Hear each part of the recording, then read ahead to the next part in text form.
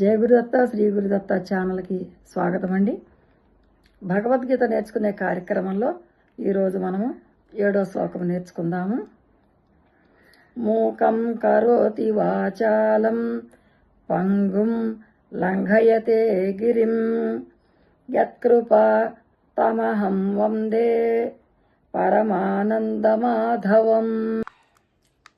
మూకం కరోతి వాచాలం, మూకం కరోతి వాచాలం పంగుం పంగుం లంఘయతే గిరిం లంఘయతే గిరిం.